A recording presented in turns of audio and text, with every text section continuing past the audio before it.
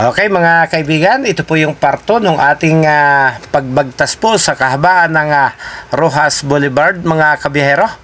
So ang alam lang natin, lalo na ng mga bagong kabataan ngayon, ito po ay Roxas Boulevard. Pero ito pong kalsadang ito ay mayroon po itong kasaysayan at yan po yung ating ibabahagi sa inyo kung bakit po at kailan tinawag na Roxas Boulevard ang kalsadang ito mga kabiyahero.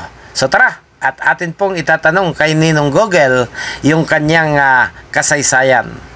Okay mga kabiyahero, ito po yung ating natisod na impormasyon tungkol sa kasaysayan po ng Roxas Boulevard.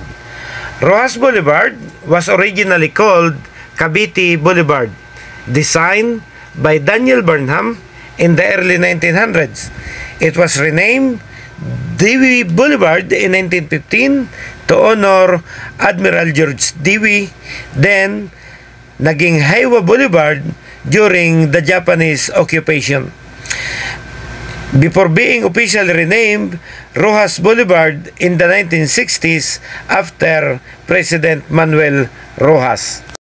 At bilang karagdagang impormasyon ay ito po yung sinasabi: during World War II, parts of the boulevard served as a makeshift runway which led to palm trees being cut down to facilitate its use for aircraft. So naging runway pa po pala itong kahabaan ng Dewey Boulevard noong araw mga kabiyahero. So paano po ba kinonseptualize yung sasaayos po nitong tinatawag natin ngayong Roxas Boulevard? So may karagdagan din pong impormasyon tayong nabasa at ganito po yung sinasabi: original concept and American colonial era. Original name, Cavite Boulevard. Purpose, designed as a scenic parkway by American architect Daniel Burnham to connect the Cavite Navy Yard to Lunita Park. Design, built on reclaimed land.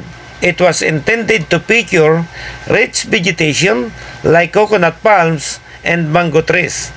Renamed Dewey Boulevard in 1915 in honor of American Admiral George Dewey, who defeated the Spanish Navy in the Battle of Manila Bay noong 1898. At ayon pa po sa impormasyon, noon naman daw pong panahon ng ikalawang digmaang pandaigdig, used as runway. During the war, the boulevard was temporarily used as a runway for airplanes.